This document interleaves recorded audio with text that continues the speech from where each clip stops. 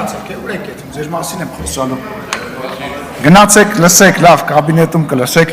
Տիկին Էլինա Վարդանյանը ԲՀԿ-ի ժամանակ շատ խոստումնալից պատգամավոր էր, թե հետո ինչ եղավ այս գործիչի հետ, տենց էլ չհասկացանք։ Լավ։ Հարգելի հայրենակիցներ, հարգելի գործընկերներ, նախ մի քանի արձանագրում է պետք անել։ Հայաստանի Հանրապետությունում որևիցե մեկը, որևիցե տեղ եկեղեցու հետ որևիցե խնդիր չունի։ Հավատքի հետ ոչ որևիցե խնդիր չունի եւ այս խոսակցությունը վերաբերվում է հենց այն ամենակարևոր բանի առողջացմանը, որի մասին տարիներով, տասնամյակներով բոլորը խոսել են եւ բոլորը այս խնդիրների մասին խոսել են եւ հավասարության նշան դնել եկեղեցու եւ Կտրիչ Ներսիսյանի միջև կամ քեռակնոջ միջև, դրանք անարդար բաներ են։ Եկեղեցում կան շատ ու շատ պարկեշտ մարդիկ, բայց այդ մարդիկ հիմա գերու կարգավիճակ ունեն։ Դե գործող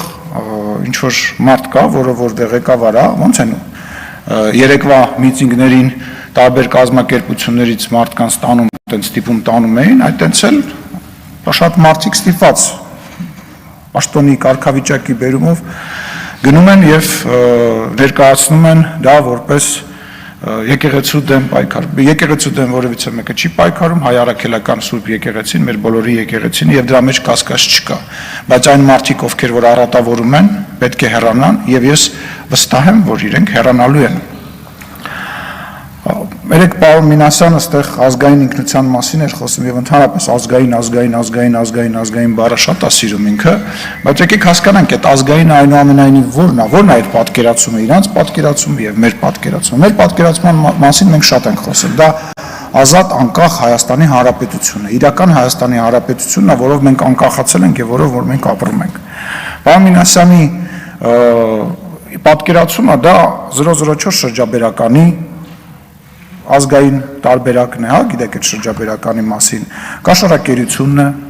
դա կոռուպցիայի եւ ֆեոդալական համակարգի երկիրն է, որտեղ կա ֆեոդալ, որը փող է ծախսում, երկիչ երկչույները փող են ստանում հարսանիքների ժամանակ, հələ մի քիչ էլ ավել են տալիս, հա, մնացածը ինչ որ միջոցառումներ են կազմակերպում, այն մյուսը աշխատանք ունի այդ ֆեոդալի հաշվին եւ այդ ֆեոդալական տենց պուճուր ֆեոդալիկների հավաքածու է, որը տենց իր մեծությամբ տենց որ երկիր է։ Այդ է արժեքային եւ բան համակարգը, իսկ իդեալի մեջ այդ ամբողջը համապարփակ, տենց ինչ որ պարփակված է մի մեծ ավելի հետաքրքիր պետական միավորի մեջ, մի հատ մեծ ինչ որ դաշնության մեջ եւ այլ։ Եվ հետաքրքիրը գիտեք որն է եկեղեցու խոսակցության մեջ, որ եկեղեցու կողքը կանգնած հայտարարած մարդիկ հիմնականում կաթոլիկ են եւ կաթոլիկ եկեղեցու ներկայացուցիչներ են, այսինքն իրանք այնքան են կանգնած, որ այլ եկեղեցու ներկայացուցիչներ են եւ դրա մասին որևիցե մեկը չգիտես թե ինչու չի խոսում, բայց միևնույն ժամանակ այդ նույն անձնավորությունները, որոնք որ խոսում էին խմբակների մասին, որոնք հոխորտում էին Հայաստանի Հանրապետության հասցեին, հələ մի հատ պատկերացրեք, որ այն երկրում, որտեղ որ իրանք փող են աշխատում եւ բնակվում են, օրինակ Ռուսաստանի Դաշնությունում, կես բերան մի հատ ասեին այն խմբակը, որ այսօր ղեկավարում է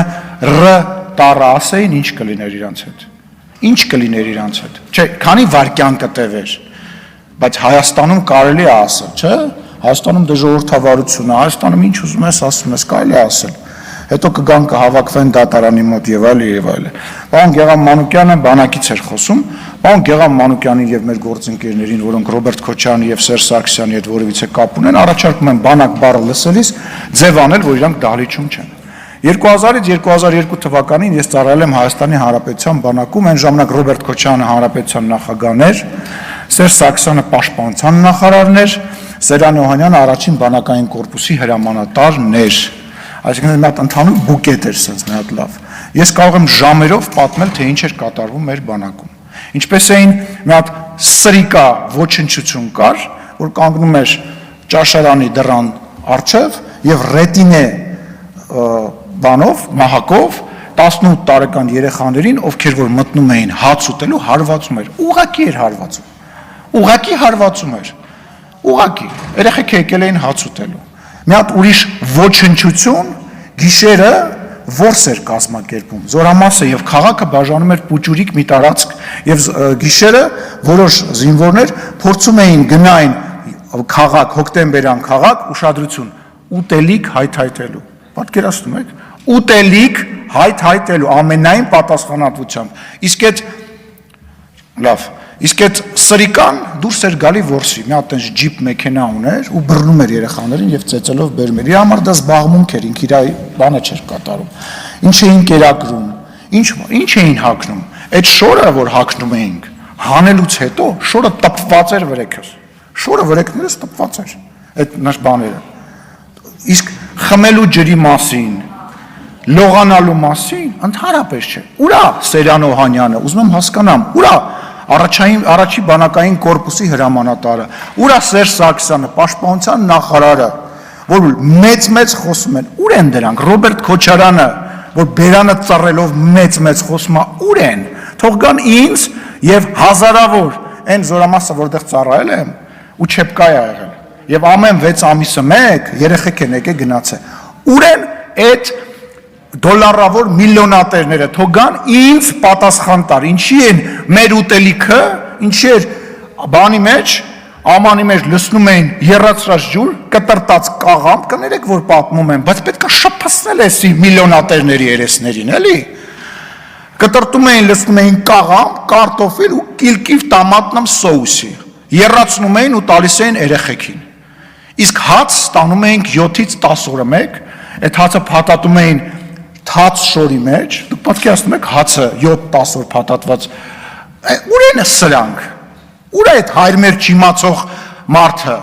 որ մեծ փրթում է, գիտի իրա փողեր իրան փրկելու,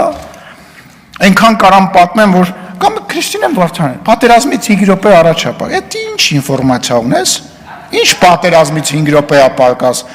բան եք անում, ուղղություն եք ցույց տալիս, պատերազմից 5 րոպե պակաս չի, մի անհանգստացի, հետ ինֆորմացիա ուղարկի, ասա չանցավ, չկարողացա համոզեմ, որ պատերազմին 5 րոպե ապակաս մի կրակեք, մի հարցակվեք։ Տեղավորենք բանտերում, որ մեկի տենք տեղավոր է բանտերում, այնքան մարդ կա ստեղ բանտեր տեղավորելու համար, որ տենց քաղաքական տեղավորելու ուլներ, բանտերում տեղ չեր ելնի, բանտերում տեղ չեր ելնի, հերթով բոլորիդ կտեղավորենք բանտերում մարդկանց խափելու, ստելու ու ուրիշների համար աշխատելու համար։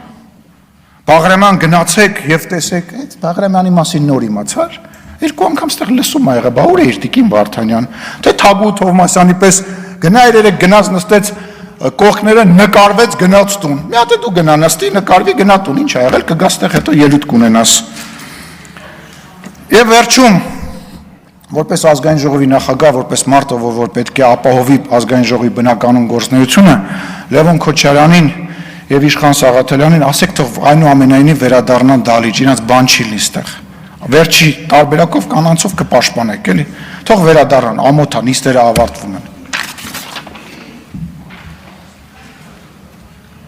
Հայկ Ալումյան։